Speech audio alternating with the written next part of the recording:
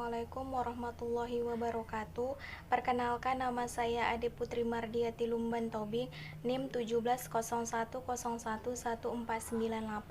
Baiklah, saya di sini akan menjelaskan pengertian etosom atau pendahuluan etosom. Sediaan obat herbal banyak mengandung zat aktif yang bersifat hidrofil. Pada sediaan topikal, hal inilah yang menjadi masalah utama dalam proses penghantaran dan penetrasi obat menembus kulit. Kulit tersusun atas lapisan yang bersifat hidrofil dengan lapisan terluar stratum carenium, yaitu lapisan berupa keratin dan sel-sel mati yang sulit ditembus. Sebagai upaya untuk mengatasi masalah tersebut, etosom digunakan sebagai sistem penghantaran obat. Etosom merupakan sebuah vesikel yang tersusun atas fosfolipid, air, dan etanol. Etanol diduga berpengaruh terhadap peningkatan permase kulit. Etosom atau dari luar ke dalam tersusun dari molekul lipid di bagian hidrofob dan lipid bilayer fosfolipid di bagian hidrofil dan inti etanolik. Berikut gambarnya dan akan dilanjutkan oleh teman saya. Saya Adelia Agustin dengan NIM 1701011438. Pada umumnya ukuran etasom itu sekitar 150 sampai 200 nanometer sehingga disebut sebagai nanovesikel elastis.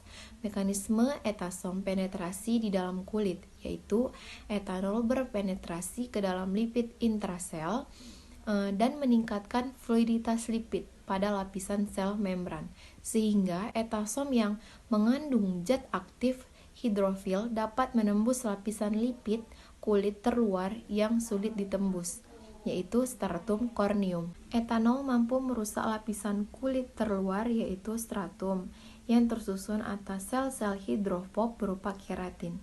Elastisitas etosom karena adanya kandungan etanol dan fosfolipid diduga sebagai faktor utama yang meningkatkan kemampuan obat untuk berpenetrasi lebih dalam. Tanaman dengan metabolit sekunder yang bersifat hidrofil dapat digunakan etasom sebagai pengantar zat aktif pada sediaan obat topikal. Kandungan etanol di dalam etasom sebagai enhancer yang dapat meningkatkan kemampuan obat untuk berpenetrasi. Saya akan menjelaskan kelebihan dan kekurangan etosom. Adapun kelebihan etosom, yang pertama, permesi lebih tinggi dan kompatibilitas lebih tinggi dibanding liposom konvensional. Yang kedua, risiko toksik rendah. Bahan yang terkandung sudah disetujui untuk penggunaan farmaseutika dan kosmetik. Yang ketiga, dapat digunakan untuk molekul besar seperti protein dan peptida. Yang keempat, meningkatkan permesi, dapat digunakan dalam bidang farmaseutika, kosmetik, dan kedokteran hewan. Yang kelima, bersifat non-invasif, pasif, dan non-toksit. Dan yang keenam, selain pada molekul hidrofilik, dapat digunakan pada molekul bersifat lipofilik dan amfifilik. Adapun kekurangan etosom, yang pertama, fosfolipid kurang ekonomis. Yang kedua, absorpsi tergantung ukuran molekul obat. Yang ketiga, sistem penghantaran obat terbatas untuk obat yang paten. Dan yang keempat, dapat timbul iritasi dan dermatitis pada saat penetrasi. Baiklah, saya akan melanjutkan. Nama saya Anggi Caritas, NIM 1701011436. Formula umum etosom merupakan fosfolipid, air, dan etanol konsentrasi tinggi. Selain itu, dapat digunakan propilen glikol. Fosfolipid yang digunakan bervariasi tergantung dari bentuk sediaan yang akan dibuat. Beberapa fosfolipid seperti disteroli fosfatidikolin, ekfosfatidikolin, soya fosfatidikolin, dipalmitolin fosfatidikolin. Selain itu juga dapat digunakan asam fosfatidik, fosfatidiliserin, dan lainnya dengan kandungan sekitar 0,5% sampai 10% W/W. Propilen glikol digunakan sebagai peningkat proses penetrasi atau pembasah etanol. Perkenalkan, nama saya Aryani Safira, NIM 1701011458. B. Metode. Sumber data yang digunakan dalam review adalah menggunakan jurnal-jurnal internasional dan nasional. Pencarian jurnal dilakukan di website pencari jurnal. Selain itu digunakan beberapa buku. Jurnal yang digunakan yang berhubungan dengan tema yaitu seputar etosom, sediaan transdermal, dan obat herbal yang bersifat hidrofilik. Perkenalkan, nama saya Armalia Yoni Asri. Di sini saya akan melanjutkan. Terdapat beberapa metode pembuatan etosom, yaitu metode dingin, metode panas, metode dispers mekanik klasik, dan metode klasik. Pada metode dingin, zat aktif, fosfolipid, etanol, dan glikol dicampurkan dan diaduk kuat menggunakan mixer hingga seluruh material larut ke dalam etanol. Kemudian dipanaskan pada suhu 30 derajat Celcius.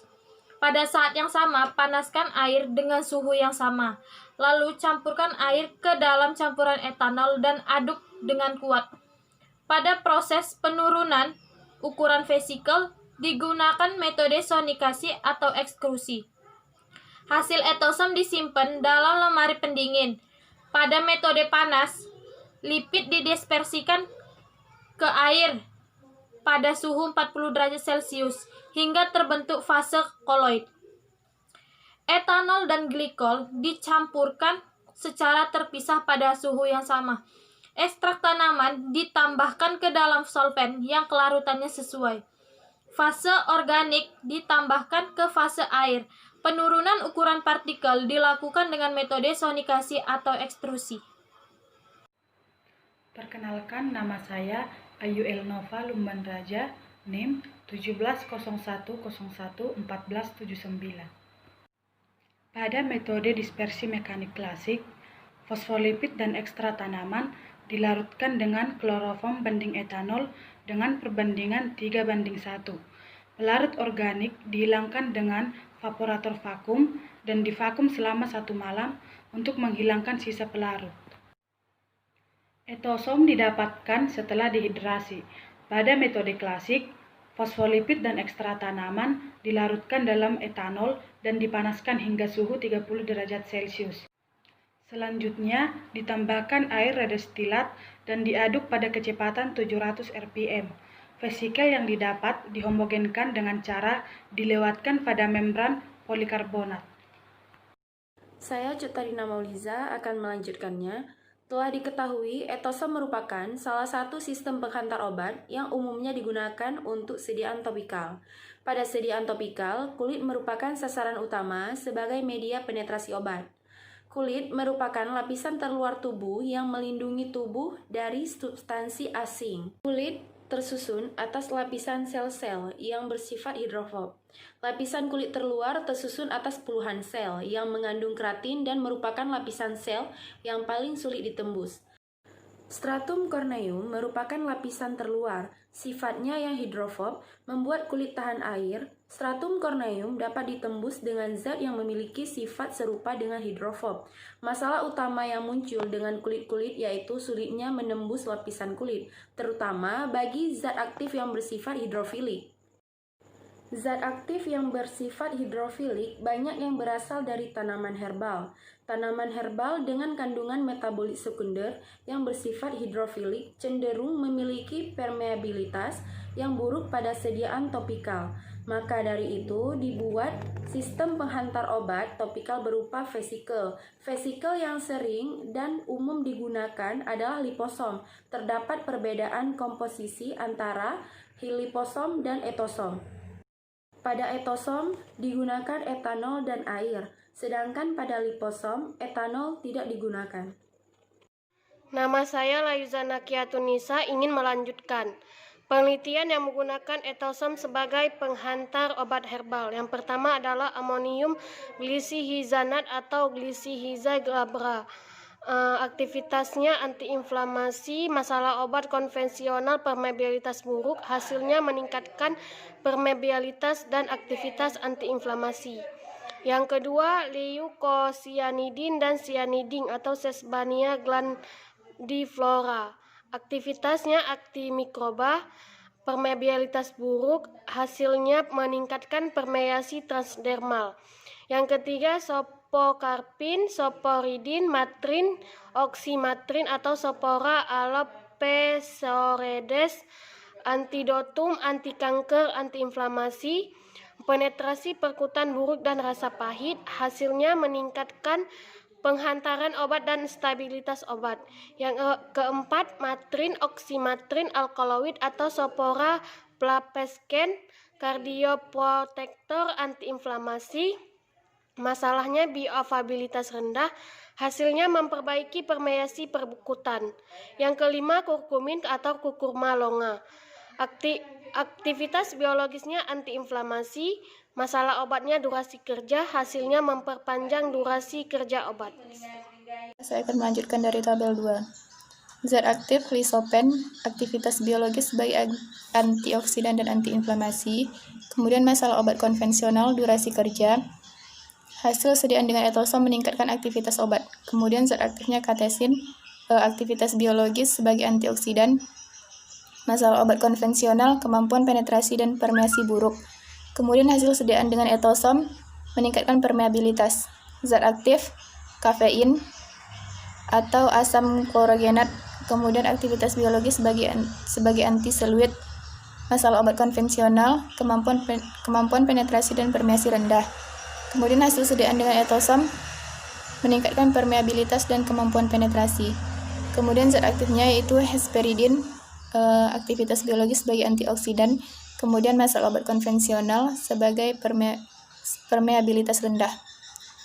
Hasil sediaan dengan etosom meningkatkan kemampuan penetrasi dan permeabilitas.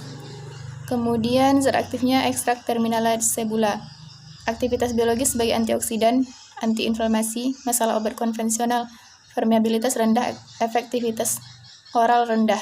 Kemudian hasil sediaan dengan etosom meningkatkan aktivitas obat dan permeabilitas. Etanol dapat meningkatkan kemampuan penetrasi dan permeabilitas obat. Etanol mampu merusak struktur stratum corneum pada kulit dengan cara melunakkan dan merenggamkan sel-sel pada stratum corneum, sehingga etosom yang mengandung zat aktif hidrofilik dapat menembus kulit. Selain itu, sifat etosom yang elastis memudahkan etosom untuk masuk di antara celah sel dalam lapisan kulit dan berpenetrasi. Etosom memiliki kemampuan penetrasi lebih tinggi dibandingkan dengan liposom. Liposom dapat menghantarkan obat hingga lapisan terluar kulit yaitu stratum corneum, sedangkan etosom mampu berpenetrasi menembus stratum corneum. Alasan etosom mampu berpenetrasi dan menghantarkan lebih dalam diduga karena efek kombinasi dari fosfolipid dan etanol konsentrasi tinggi dalam etosom. Baiklah, saya akan melanjutkan materi etosom. Selain itu, pada obat herbal terdapat beberapa batasan seperti sifat zatnya yang tidak bisa stabil pada pH asam. Masalah kelarutan dan absorpsi dapat menyebabkan kadar zat aktif menurun hingga di bawah konsentrasi terpaut pada plasma yang menyebabkan penurunan kerja obat. Kebanyakan tumbuhan yang mengandung zat aktif yang bersifat hidrofil dan penyerapan buruk karena ukuran molekulnya yang besar sehingga difusi pasif terhambat dan kelarutan lemak yang buruk sehingga membatasi kemampuan obat untuk menembus membran lipid. Pada hasil penelitian menunjukkan bahwa etosom mampu meningkatkan permeabilitas dan kemampuan penetrasi obat, namun terdapat beberapa penelitian yang menunjukkan hasil yang tidak signifikan pada penggunaan etosom sebagai penghantar obat. Kesimpulan, etosom sebagai penghantar obat herbal hidrofilik dapat meningkatkan permeabilitas dan kemampuan penetrasi obat pada zat aktif tertentu. Sistem penghantaran obat masih dapat diteliti lebih lanjut dan dikembangkan. Sekian presentasi dari kelompok saya ucapkan terima kasih. Wassalamualaikum warahmatullahi wabarakatuh.